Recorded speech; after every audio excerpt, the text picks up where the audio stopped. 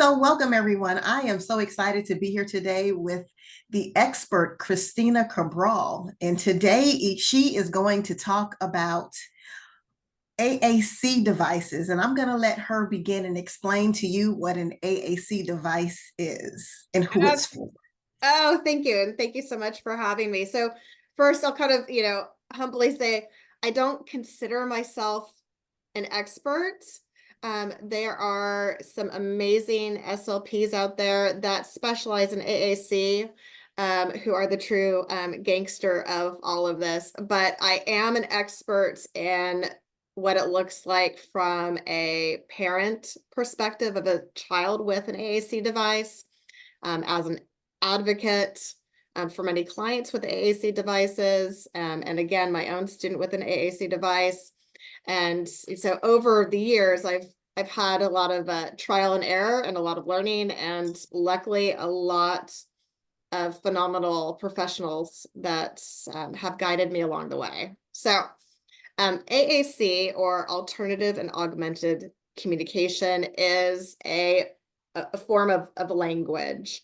So I often akin it to, learning a foreign language, because it's a different motor planning. It is a way for somebody who has trouble with verbal speech, whether it is, 100% of the time or part of the time. It is another method for them to be able to communicate their wants and their needs. So they're using, a tablet or another dedicated device, with a screen with multiple choices of buttons, to communicate with the world around them. Okay. So let me ask you a question. Are there different types of AAC devices, or is it just like one type?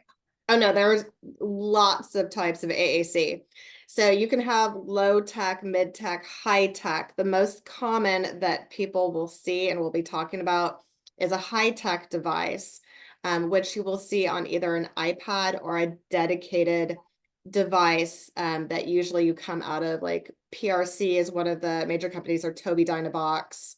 And that is, a completely standalone, kind of what they consider medical grade device. But you also see a lot of frequency for kids with iPads, but they have an app on there that allows them to use that as their communication device.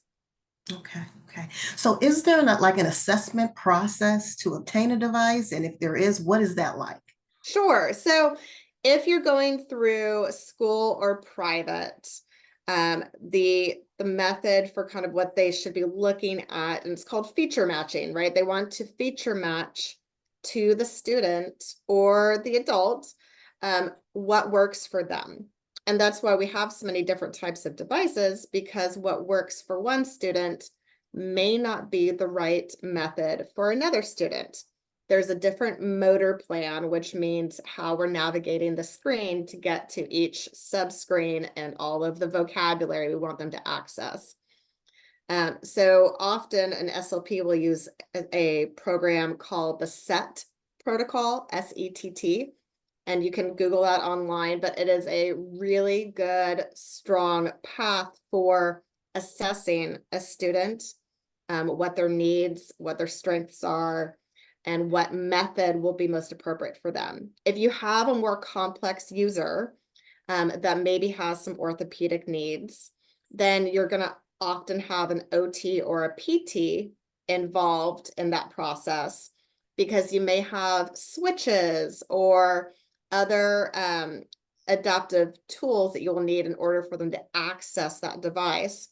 Not every student has the dexterity to be able to it's called direct select, when you use your finger to access your device. Sometimes they need a key guard if they have some muscle control issues. Sometimes they're using a Big Mac button, one of those big switches, or a joystick. They're using eye gaze, if they don't have other control. So there are a lot of ways to access the communication, even if you're not directly using your finger. My youngest, for instance, because of his limb difference, He uses his toes, his nose, or his hands, just depending on where he is in relation to the screen and what is easiest for him in that moment. Okay, okay. So if a parent has a child that has some limited language or they're nonverbal, how should they start the process to, get an AAC device, and when should they start that process? They should start now. Now, yesterday. I don't care if the child is 2 or 3. Now. There's been a lot of discussion about waiting and let's wait and see, and they're not old enough. Let's try this first. There are no prerequisites for a student to have access to language. Yes, We don't put a requirement on children to start using verbal speech. that's right. So it's bizarre to me that we sit there and say, well, we want them to jump this hoop and then that hoop and then that hoop, and then maybe we'll allow them to use some words. That is backwards and discriminatory, really, in my opinion. But we're denying these children access to language, and that language and then that literacy and that growth all comes from there. So in school, what that would look like is putting it in writing, right? We all kind of like casually kind of drop these things and kind of say, hey, I'm worried about this. And that kind of goes into like, Never Never Land. People Mhm. forget. You also don't have a paper trail.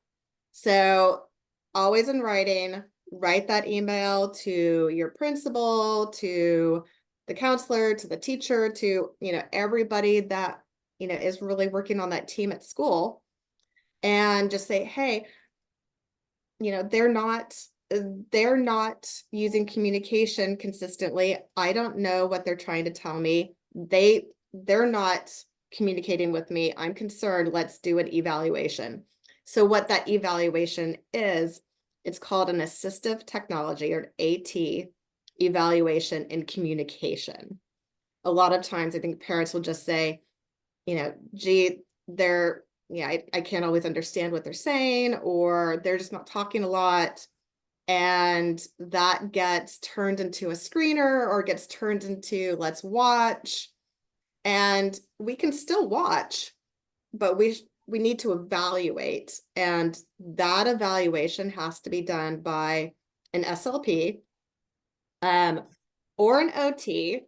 We'll sometimes do them at school, but they have to have an AT certification. You want the AT person in the district to do that eval, because not everybody is familiar with AAC.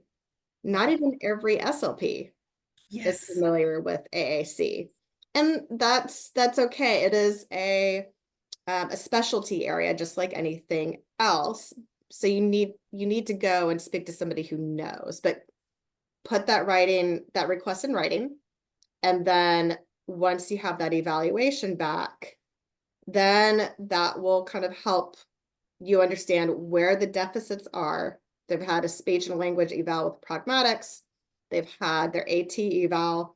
Then you come back and that evaluation should say, we should look at this, this, and this. You always want to have trials. You want to trial devices, because Okay. I could make a guess with you and say, here, I think LAMP is what you need, or here, I think Unity is what you need. But you don't know unless you've sampled a few different languages.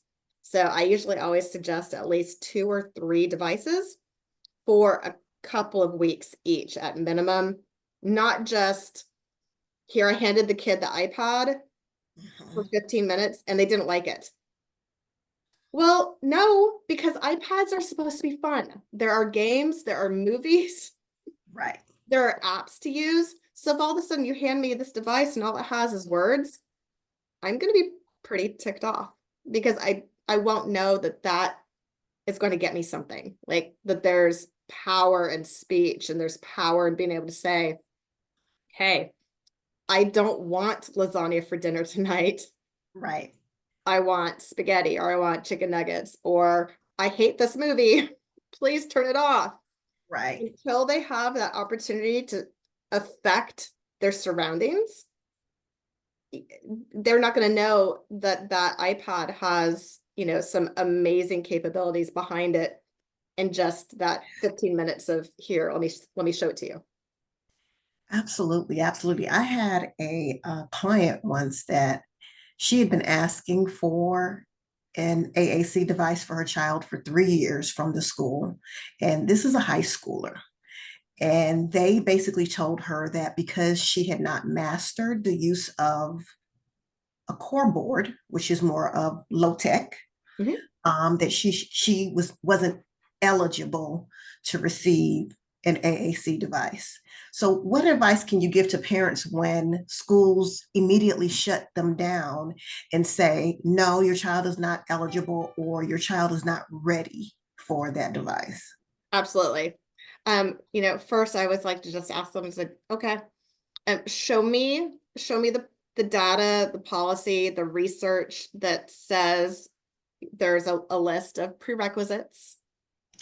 Show me where we've trialed and measured that they're not ready for it. I don't know what that is. There's no let me see if you're ready for AAC quiz. Um, if the student is having trouble communicating, even if they have some oral speech, they can still benefit from an AAC device. An AAC device does not replace verbal speech. It is a tool. It is to augment that speech.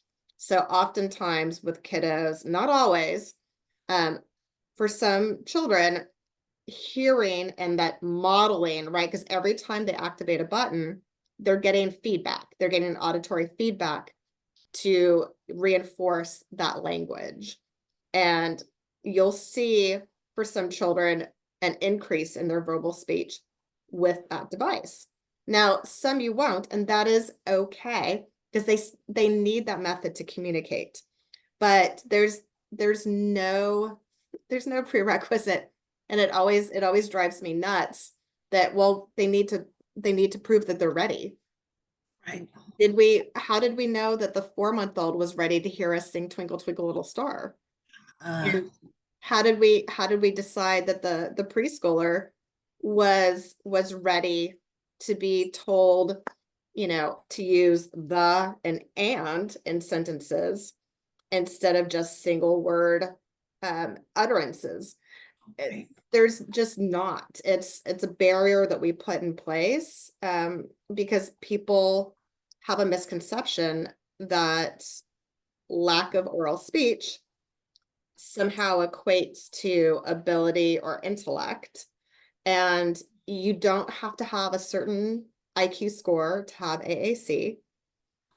You don't need to, get through any particular hoops to have an AAC device. Communication is a right for every human being. And we are so lucky to have IDEA and ADA that put that in print, that everybody should have access to communication, because everybody at the end of the day wants to be able to say what they want, how they want, to who they want, and when they want. That's right. That's right. Thank you for that. And that's